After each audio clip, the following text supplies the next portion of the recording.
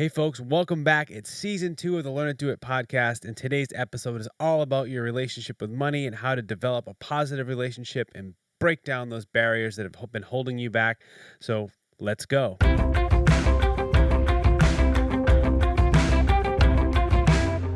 Hey guys, welcome back to the Learn It Do It podcast. I'm Pete, as always, joined by my lovely wife and co-host Ree. Hello. We are back. It's season 2. We're excited to be bringing this to you. So I let's know. just fill you in on a little bit about what's been going on in the last year. Yeah, so we've been parents for a year now, which feels a little bit crazy.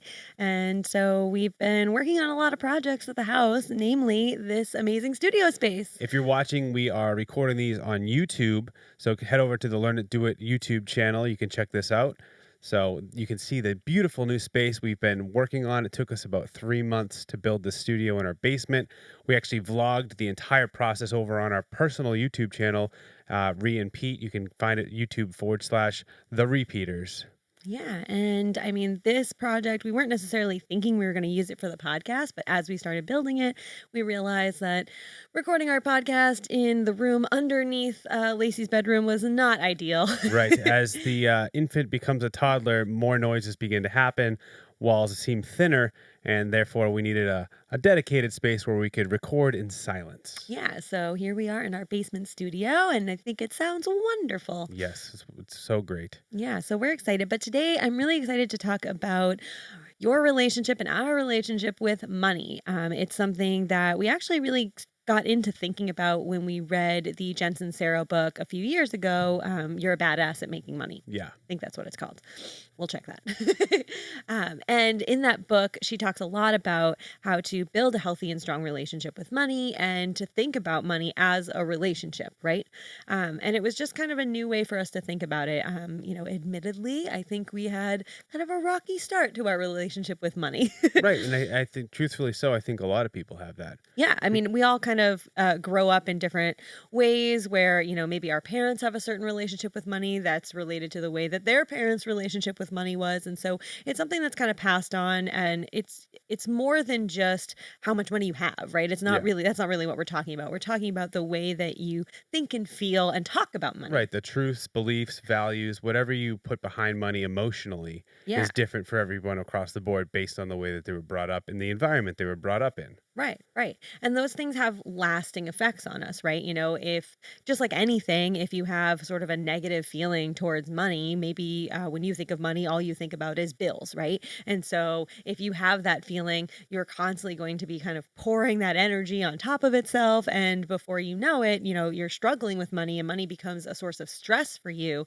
as opposed to somebody who thinks that money is abundant and it's always there for them, and they're always just receiving checks in the mail and everything is wonderful. And they're going to have a totally different, reality with money than the person that's always kind of thinking negatively about it. And so that was something that really hit us when we read that book. And in the book, there's a lot of cool things that it teaches you to do. And one of them is, about money affirmations and being positive and saying positive financial or money aspirations. What did I mean? Affirmations. Intentions. Yeah, good. So there's a lot in the book that actually help you get to develop a good relationship with money. But before we get into that, let's talk about our own journey here, because as we alluded to a little earlier, we weren't always where we are mentally or in a good relationship space with money.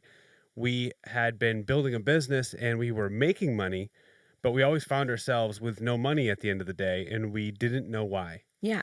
Yeah. I feel like it was kind of like every year it was time to do taxes, and it was kind of like, oh no, like, where are we going to find this magic money to pay for our tax bill? Because it just felt like there wasn't anything left over at the end.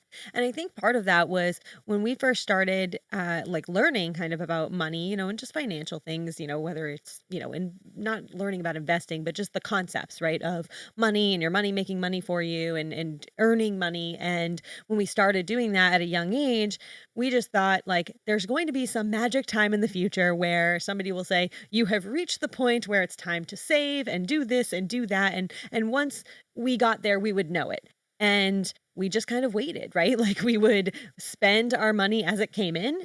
We would not really save things because we just felt like, oh, we're not there yet. We don't have enough extra to save yet. Right. And our relationship with money was just kind of lousy. And we also firmly believed that you had to work hard to get money. Money was hard to get. Yeah. There was a giant barrier to get money, and you had to spend time, energy, effort.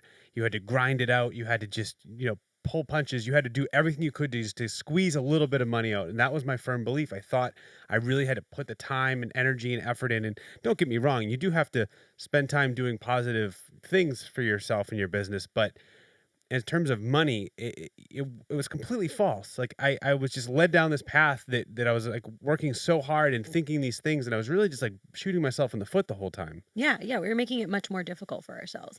And, essentially, you want to kind of think about your relationship with money as if you're dating, right? Right. Like, do you have conversations with money? Do you communicate effectively? Do you think about them positively and say nice things You about them? appreciate each other. Right. you know, So I know for a fact that we did not have a good relationship with our bank account.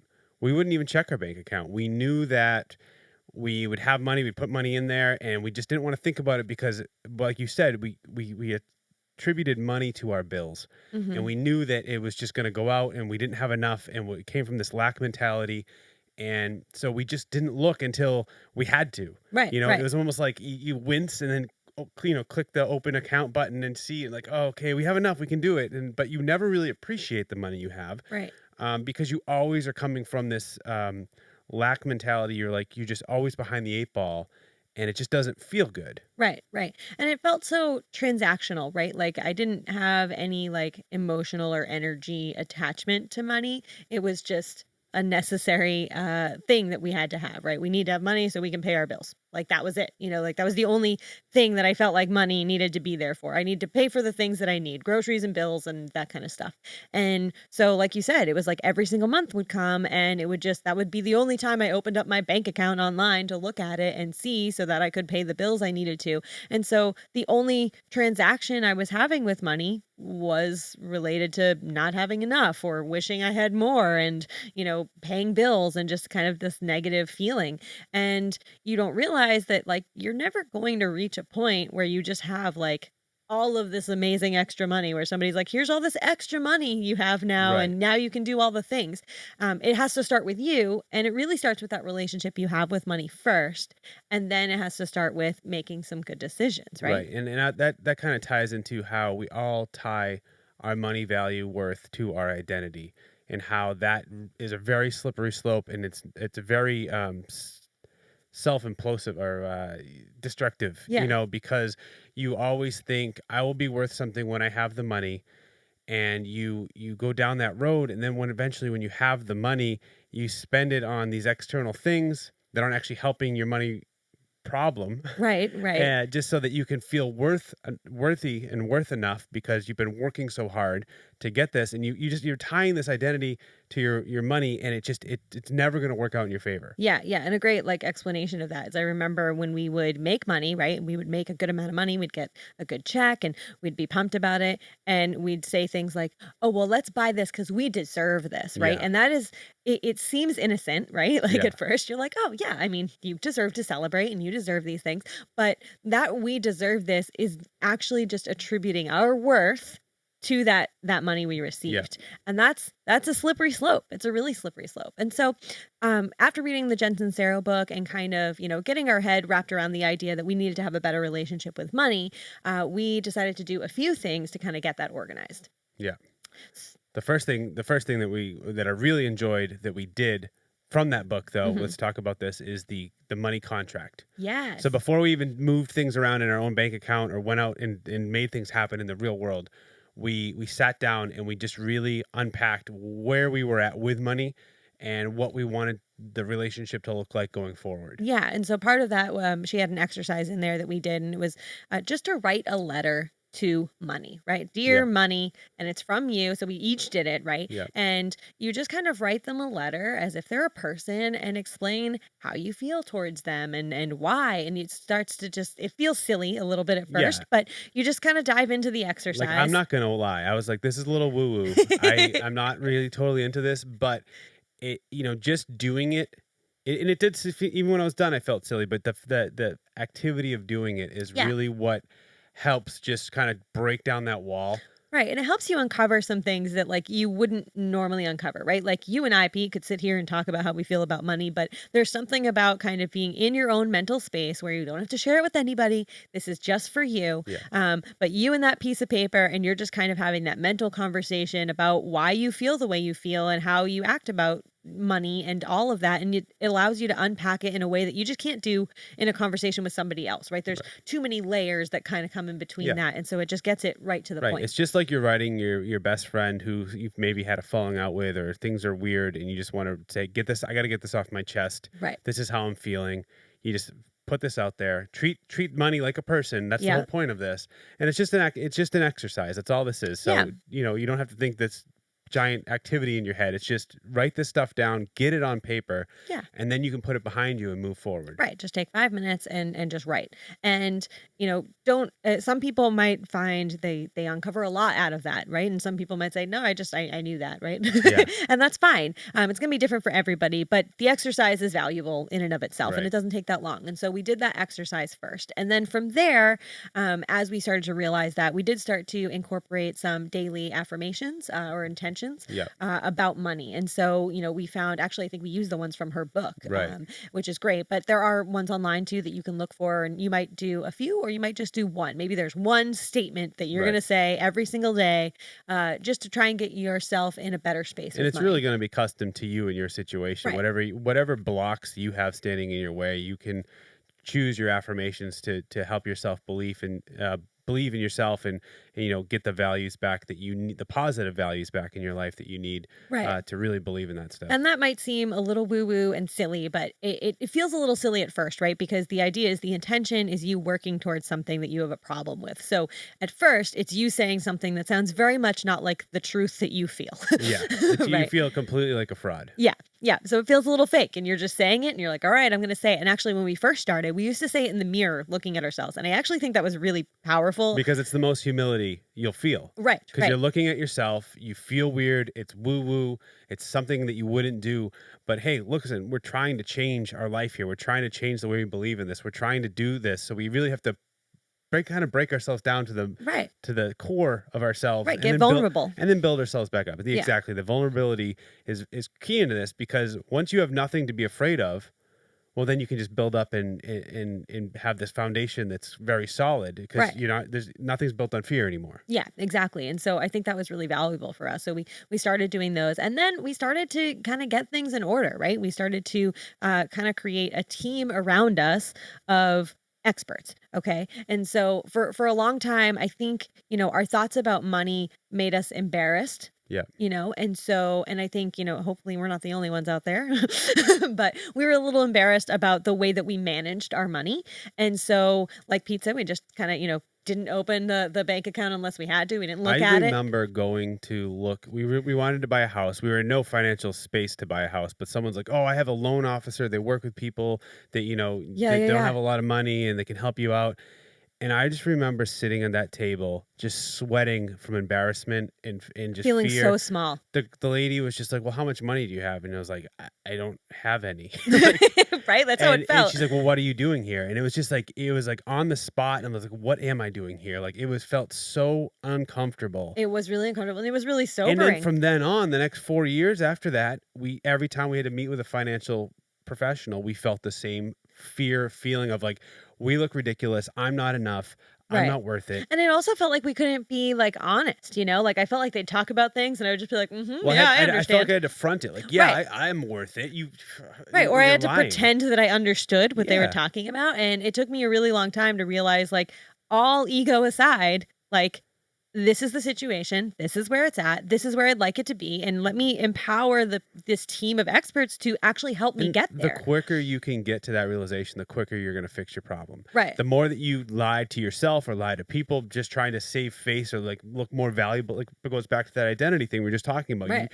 You need to sever money from your identity. Right. You are a valuable human. You have many humans that love you. You're doing wonderful things in the world. That is separate from How much money you have. this money number in your bank account. Yep, exactly. Which in essence is essentially just an imaginary number, because you never actually have all your money sitting in front of you. It's just this. It's true. So we got to cut the ties of our value personal value to our bank account Right, and I value. think that the book helped us do that, right? Yeah. For sure. And so, it allowed us to kind of get ourselves in a space where it's okay, right? Like whatever your money situation is and how you manage your money and what you're currently doing about your money isn't a reflection of who you are as a person, Yeah. and it can be changed. I Yeah. think that I think that was it too, is like just that realization that like it doesn't mean that this is always how it is. And so, we started to meet with a financial advisor, and we started to, talk to our accountant more detail and more Yeah. seriously about, our financial situation outside of just our business, because we So always talk to them that's what about I want business. to touch on that really quick Yeah. is,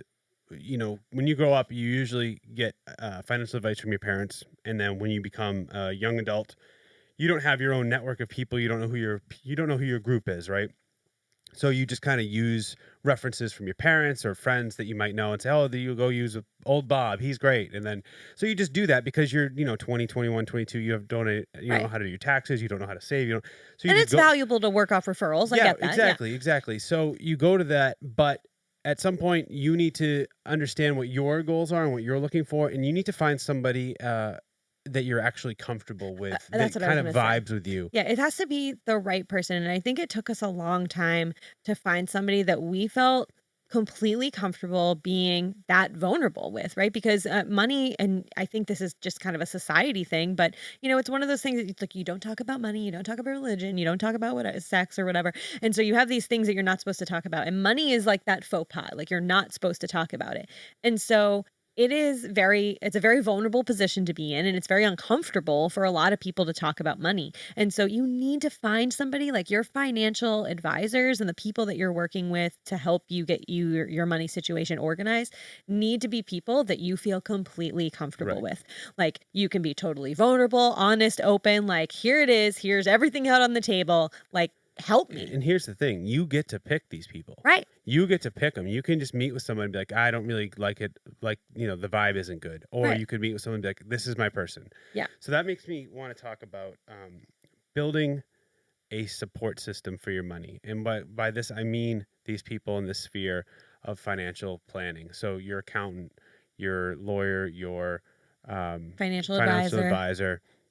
So let's just talk about this for a second, because always thought, I know accountants are important for tax reasons, but if you're an employee, generally you kind of can do your taxes yourself.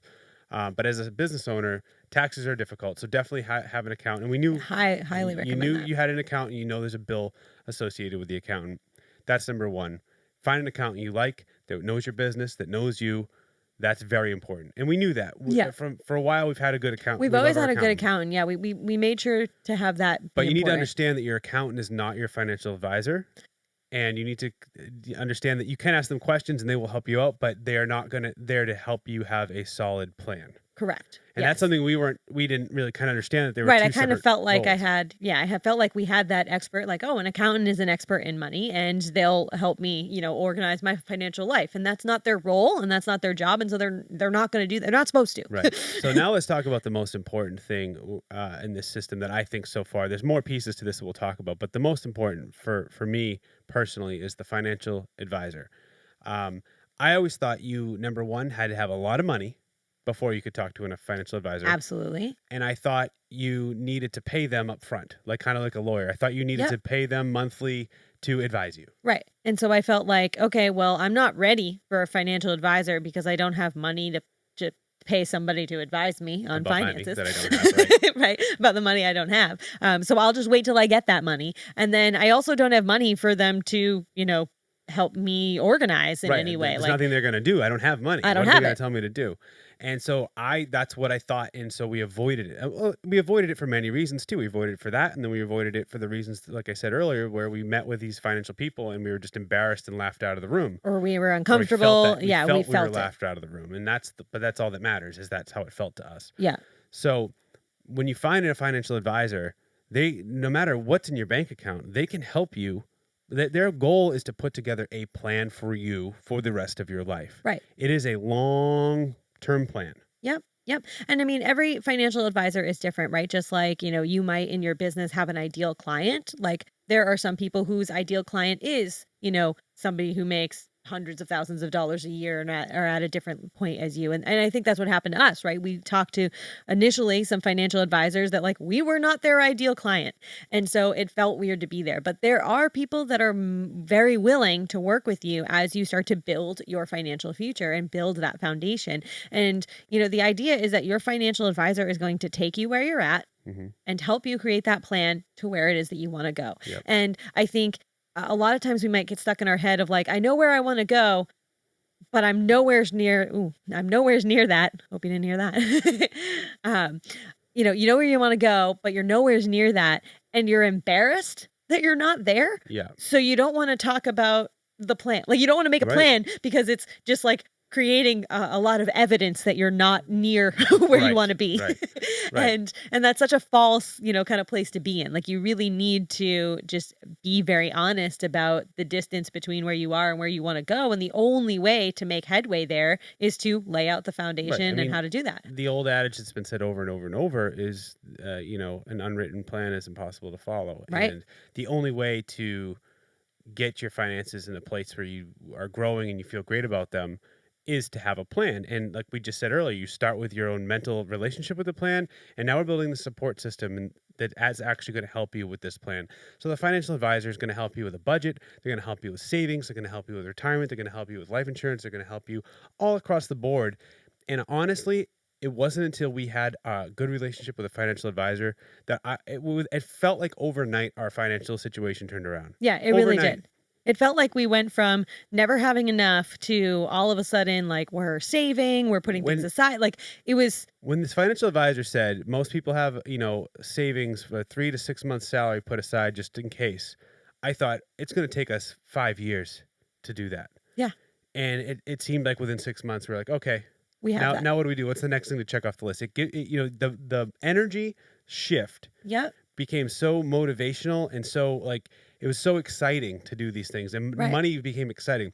The other thing I want to talk about is banking. Now, like we had mentioned earlier, we avoided our bank account. We didn't want to look at it. We didn't want to think about it. As far as a support system, banks can be very helpful to you in your business. Do you Yeah. have a relationship with your bank? Have you called your bank? Do you know what they can do for you? Have you talked to anybody physically there? Right. Does your bank know you? Right. Right. I mean, that sounds like crazy because there's obviously lots of banks that are so large but there's a lot of banks that are trying to be very local oriented, right? Hmm. And trying to be a part of that community and be a fabric of the community and help the small businesses that are there. And so, it hit me one day when actually I was at a BNI meeting and, our banker was talking about some things that she does for her clients. And I thought to myself, my bank has never done anything for me but theoretically hold my money, right? Right. Well, what I was thinking about was the one time we went to deposit a check, and the lady said, "Wow, you guys have a substantial amount of money in this account. Have you thought about opening this kind of account that Gain interest. Yeah. to gain extra interest more so than just the savings account?" And we're like, "Oh, I didn't know about that. Thank you for mentioning it." Right. So even these little things, but Yeah. obviously, like you're talking about, if you do have a great relationship and they know what's going on, they can help you kind of guide your banking needs. Alongside side card with this banking is when you receive money, what do you do when you receive checks from your business? Like where are you at when a check comes in? Because I know where you're all at when bills come in, right? A bill comes in and your gut sinks, you just know what Yeah. it is. It's not fun. But do you do the inverse when checks come in? Do you celebrate? Do you get excited? Do you jump up and down? Because we never did. We thought, oh, we looked at it. I wish it was more, was how I felt. I wish it was more. And then once we turned that on its head, and when we started celebrating checks, we We do ourselves a little dance and we go, checks checks in in the the mail, mail, checks in the mail, checks in the mail, checks in the mail. We also do checks in email, Checks in email, checks in Now, we've been email. doing this for about 2 years, and I will tell you, I feel like we've made more money consistently in the last 2 years because we celebrated every check, every amount of check, Everything. Yeah. everything. And that really made your hard work worth it. Hmm. It made those long days worth it. It made those difficult clients worth it.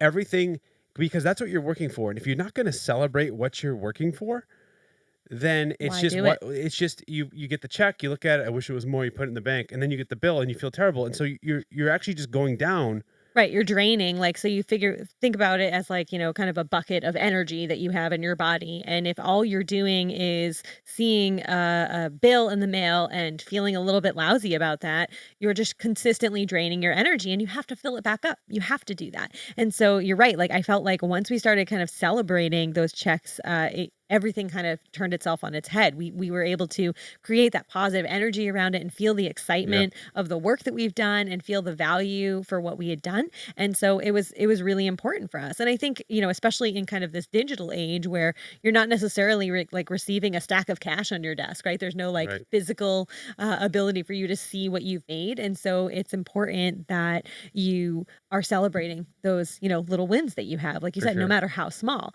And so that was huge. And I think that is also part of how we started to attack those money blocks. And that's kind of the last thing I want to talk about before we wrap this up is money blocks. And I think as self employed people, it is very easy for you to feel like you're kind of playing pretend for a little while, right? Right. Like, is this a real business? Like, because there's nobody there telling you what to do or telling you you did a good job. Right.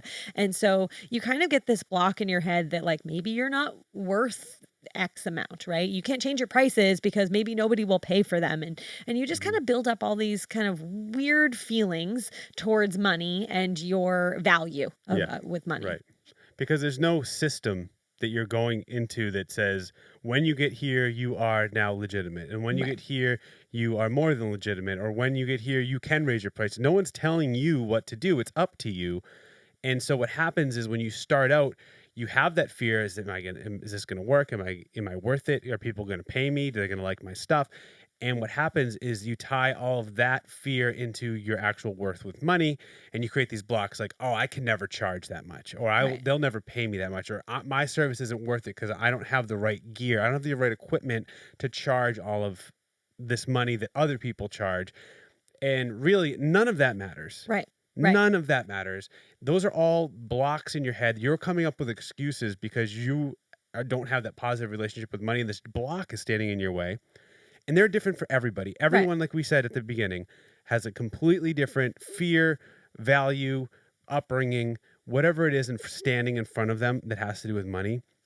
And your job here is to figure out what that is, what's Right. standing in front of you, break it back down, and then build yourself back up like we were talking about. Yeah. And so, So I think that's perfect. That what's the brings good? us What? No, what's a good way to do this? a good way to do this. So let's wrap this up by taking like three steps together, right? As we like to do on this Learn to Do It podcast. Let's take the next three steps towards how we can kind of shift the way that we feel about money. And so the first thing that we want to do is let's write that letter to money, Yep. right? Take 5-10 minutes.